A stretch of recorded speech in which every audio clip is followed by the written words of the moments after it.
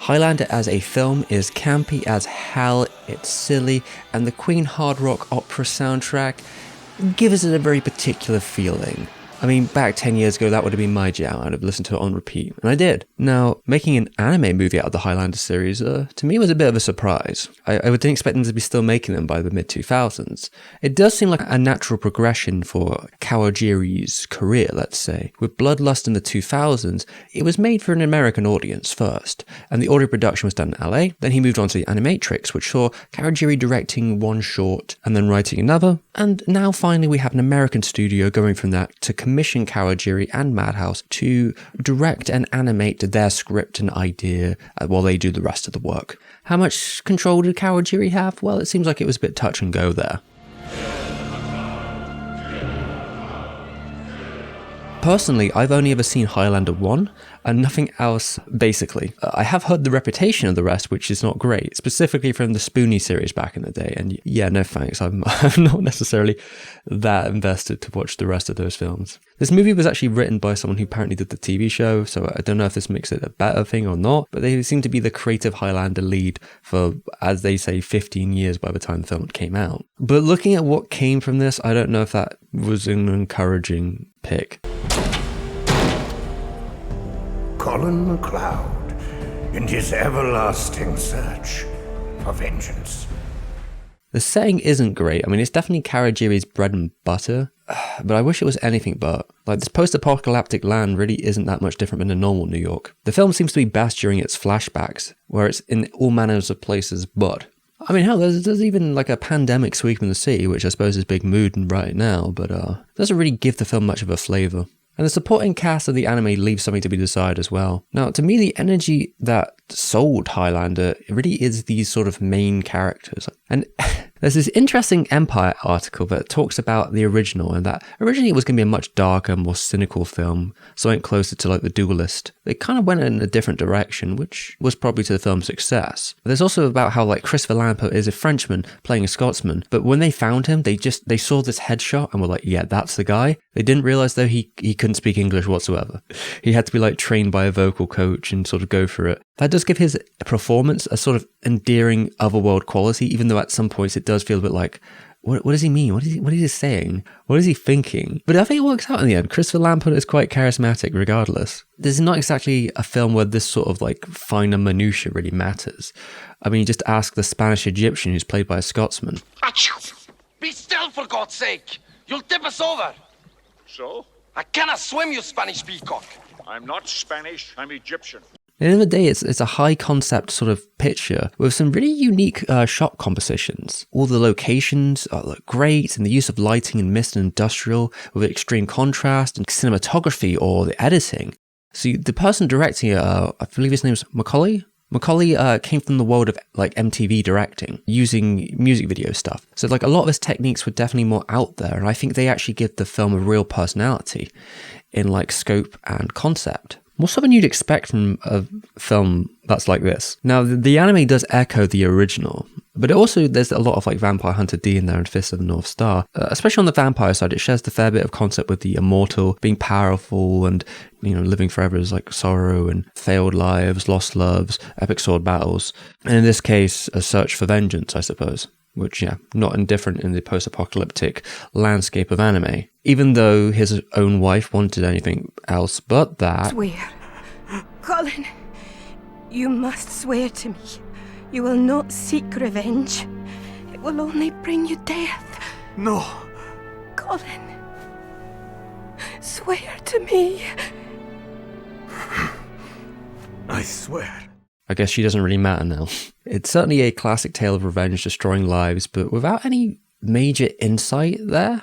Like, searching for a purpose in an endless life could be a good angle, especially with Colin, who is consumed with nothing but vengeance. In fact, his vengeance outlives many civilizations. I wonder what that does to a man. Well, the film isn't that interested in exploring the concept in any meaningful way. Colin is a lot older than other protagonists in the series, so there could be some unique insight here. To be a 2,000-year-old man, am I right? Although it doesn't really add to his character since he never really seems to make connections and we don't really get to feel that world weariness. And it does make it actually a lot harder to connect with him. He's just so dumb and brooding. Like, the abject horror to me is seeing that someone could be this old while still having the mentality of a 14-year-old. It's depressing.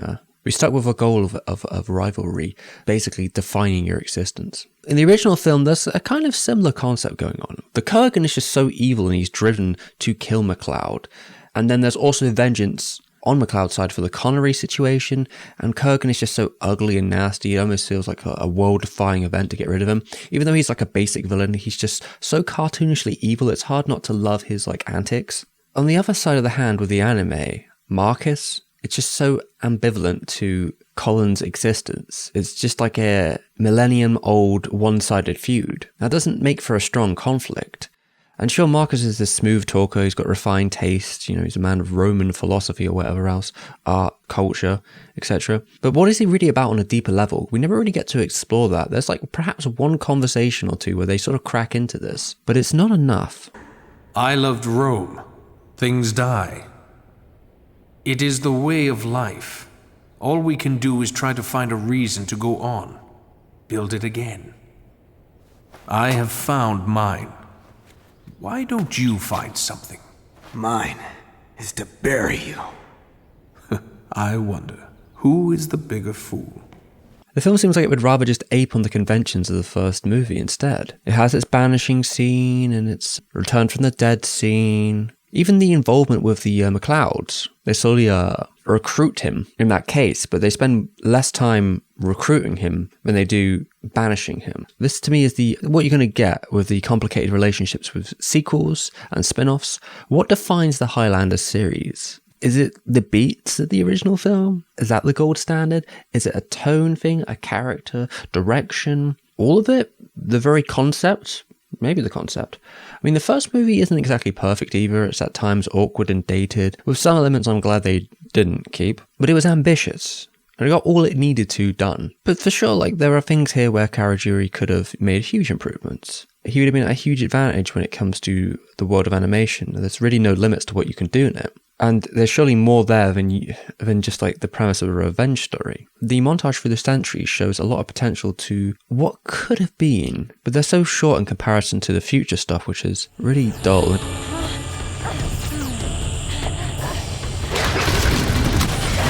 So when we're looking at the action here, in the original film there's definitely levels of stages to it. They use verticalness, different environments, environmental situations changing, if it be the cliffsides breaking of a castle, the electrified water of the radio tower, or just the lighting intention to sort of build a unique environment.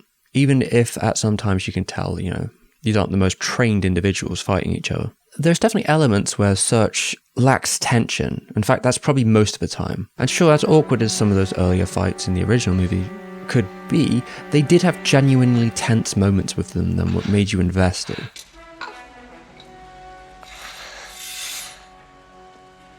Well, the new version does at sometimes make it work with regardless of this issue, especially in the opening. It has some strong lighting, it takes the vertical landscape and moving, interchanging things, and it also supercharges elements from the original film, such as the quickening. It gets across exactly what it needs for an opening, but the style of these battles doesn't change much. And overall, the action is standard affair for what you get from a Kawajiri. I mean, it's slow-mo, slicing, rapid zoom, some Matrix moments, even though it's funny to say that because Kawajiri inspired the Matrix, but you know how it be.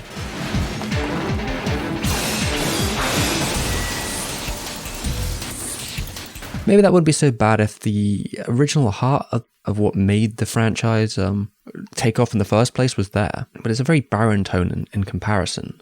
The anime doesn't even have the music as its backbone, which I understand, it's not exactly easy enough to keep the royalties for Queen, but yeah, losing those motifs or even those ideas or like that construct, even if it would be like to change it up to bring a Japanese band to do the equivalent, it loses something.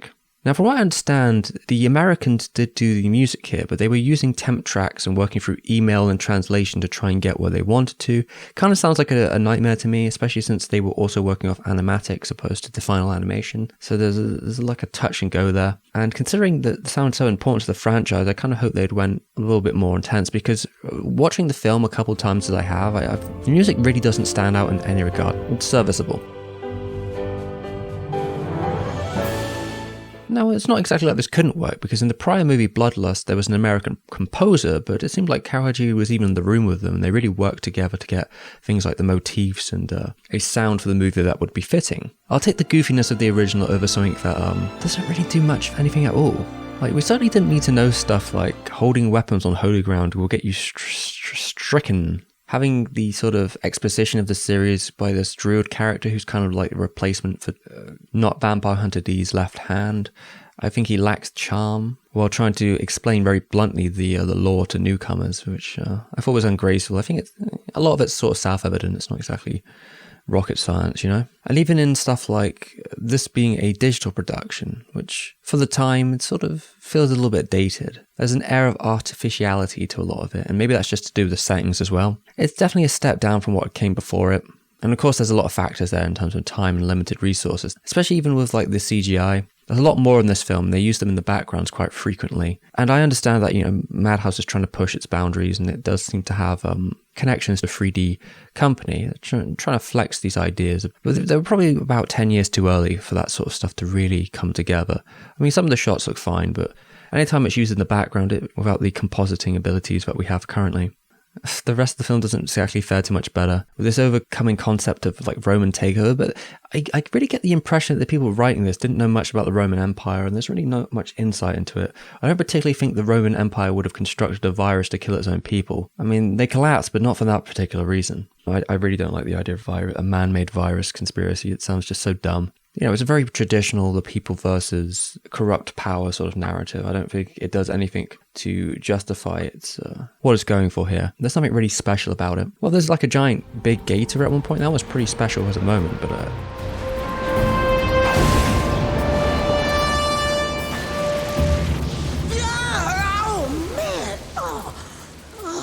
the rest of everything I didn't really care for. The plight of these people isn't particularly engaging. And neither is Colin's sidekicks. Maybe just a bit too bleak, and the comedy there isn't to service that. And stuff like there's really limits to certain elements of the story that could have been far more fleshed out, like Marcus's undeveloped second in command. It seems like there could have been a lot more to their story than there was. The whole movie seems to even understand that the plot is a bit outrageous in its own referencing.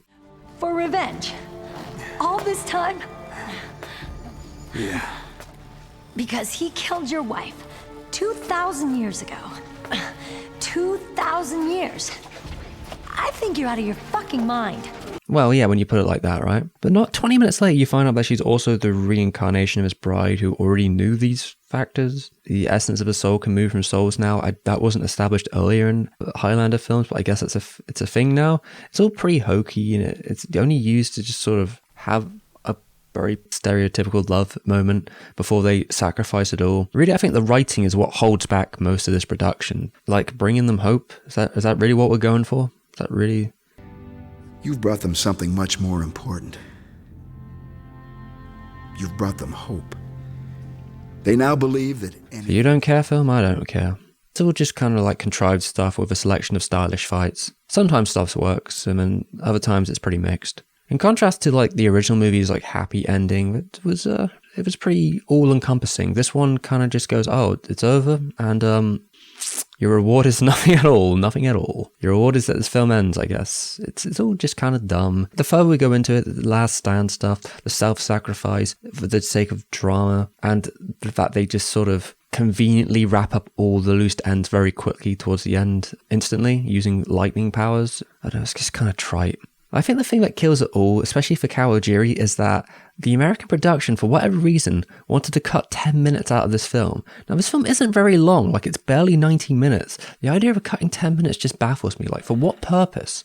For what purpose would that be effective? What, were they afraid? I mean, let's be fair, I guess we could all argue about what parts you cut, because it's kind of a dull film. Like, if you were to cut some of the flair, wouldn't hurt everything, but I don't think they were taking the stuff that I would have taken out. It seems to have kind of burned to the good faith that perhaps Kawajiri had with working with outside people in the same factor.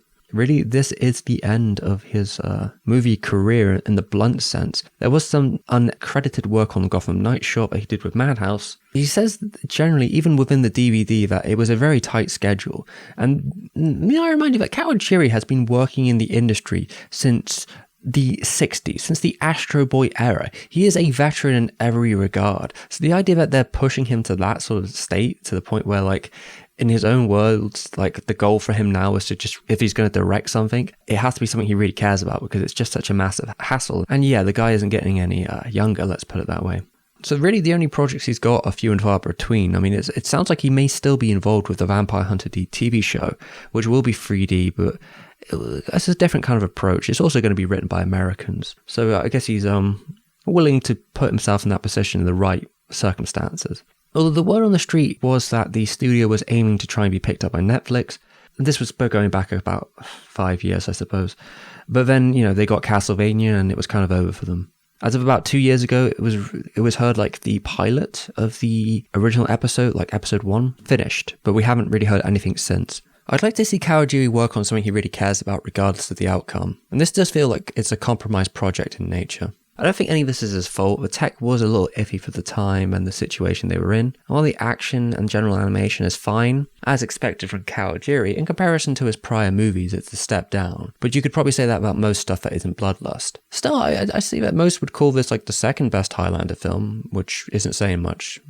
It's not like Kawajiri rode into the night. He still pops up from time to time in like a storyboarding situation. He's perfectly happy doing that every year, working on productions that need him. I mean, he's currently like the last member of the founders of Madhouse who's still sticking about. There are worse things in the world, but this is definitely the weakest Kawajiri film for sure. The topic which has been better covered by Madhouse in other movies or TV shows they've done, or, you know, the original movie. Like, if you take anything from this video, I'd say watch that. If you're all about the premise and you don't mind that it's a very 80s in its attitude and tone, I think that one's a fine time. Anyway, that's all I got about this film. I'm sure this will really anger the old heads in the comment section. It is what it is. Also, let's thank the patrons real quick. So if you want early access to all the Madhouse stuff that we're doing here, we've got Alex Moriarty, Joven, Daniel Strait, and that Puerto Rican guy. Thank you very much. We'll be back tomorrow with more scheduled... Wait, will it be tomorrow? We'll be back soon enough.